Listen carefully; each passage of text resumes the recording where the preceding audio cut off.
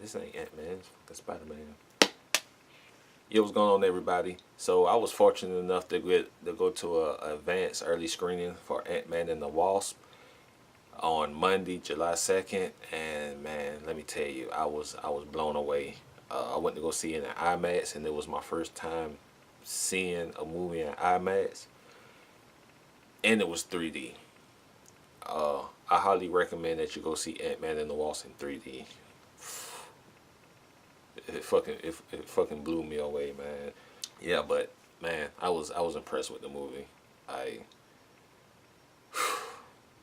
I didn't read no reviews, didn't watch any review videos. Only watched one, and the person said that they didn't like it. I don't listen to nobody's opinions but mine. That's all that matters.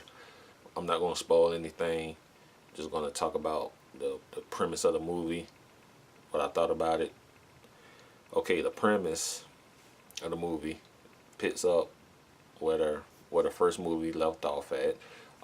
It also picks up 2 years after Civil War, and the movie is basically about Hope and Hank Pym wondering if Janet, their mother, and his wife and her mother is still alive in the quantum realm.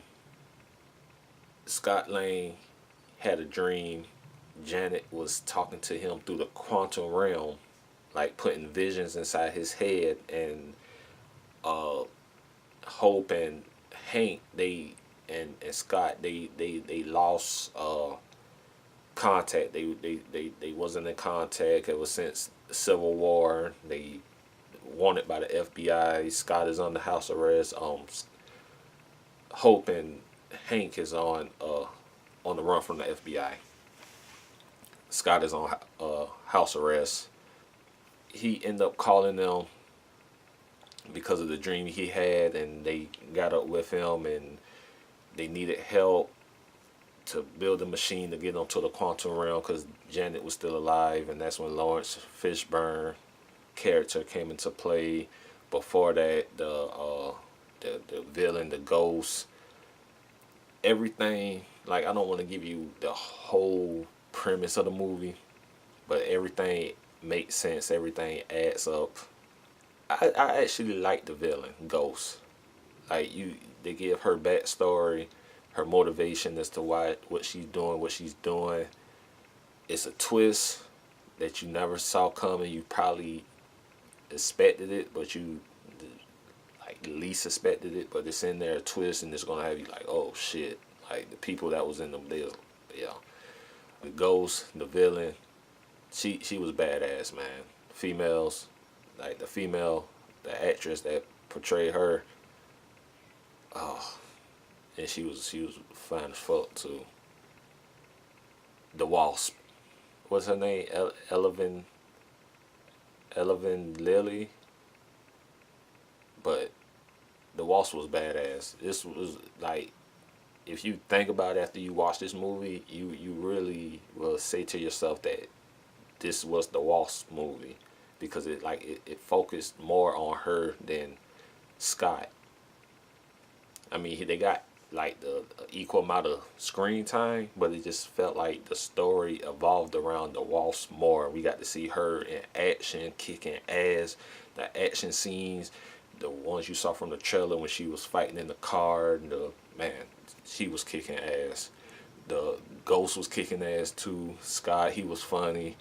All the humor from the first movie is in this one. It's one scene that you're going to see in Ant-Man and the Wasp, very similar to what happened in the first movie. And it was fucking fun. The only thing I can say about that is it isn't truth serum. So if you watch this before you go see the movie, you don't know what I did, what I'm talking about with the truth serum, you're going to find out when you go see it, because it's hilarious. So, what we got from Infinity War, this was an excellent movie to pick up off that, because this movie, it was hilarious. It had action. a lot of good family moments, like the scenes between Scott and his daughter Cassie. Those really was heartfelt. Like I say, the action, the pacing. Man, I was on the edge of my seat the whole time, and then getting to see it in 3D IMAX, it was like, man, these.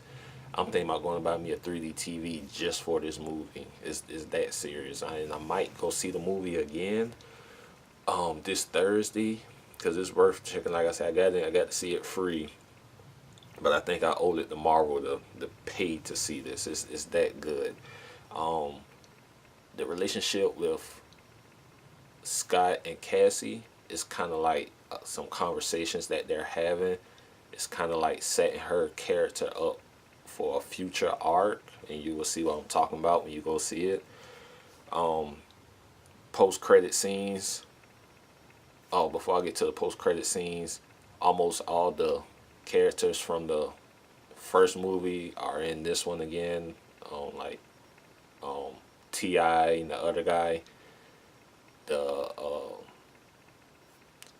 Scott's daughter, mama, her boyfriend, all of them return. Same, and they're even more. They it's more character development in this movie than the first. Like I love the first Ant-Man. If you love the first Ant-Man, you're gonna love this one.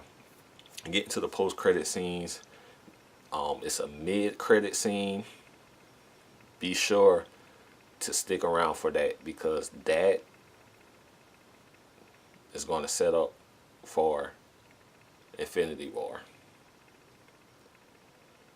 The second post credit scene, you don't really have to see it unless you just want to just sit down and just watch the credits. But it's not worth sticking around for. It does say that I don't know if this is a spoiler, but it does say that Ant-Man and the Wasp will return, and that's it. Just after the whatever they show, it says that. So, and other than that, man, I had a good time. It was a lot of people. It was packed, not a packed house, not a sold out house, but it was quite a few people, and everybody enjoyed themselves, laughing throughout the movie, clapping. Everybody enjoyed itself. I enjoyed myself. Ant-Man and the Wasp. Marvel has another hit. It will be the #1 movie when it comes out July 6th, 5th, what's this, whatever. And it's up there in my top 5 Marvel movies. Infinity War, Thor Ragnarok, the first Iron Man, and now Ant-Man and the Wasp. This movie is that good. I'm gonna give it 5 out of 5. It's just that I saw stuff in this movie, just the littlest details I paid attention to. 5 out of 5. The movie is fucking good. Go check it out. If you're a fan of Marvel, you're a fan of Ant-Man. Like I say, Marvel has done it again. And what's up, Marvel? I know I ain't big name yet, but what's up with the cameos? I'm here in Atlanta. Y'all making movies here in Atlanta. Let me be a stand-in or something in these movies. Okay? So with that being said, catch y'all later.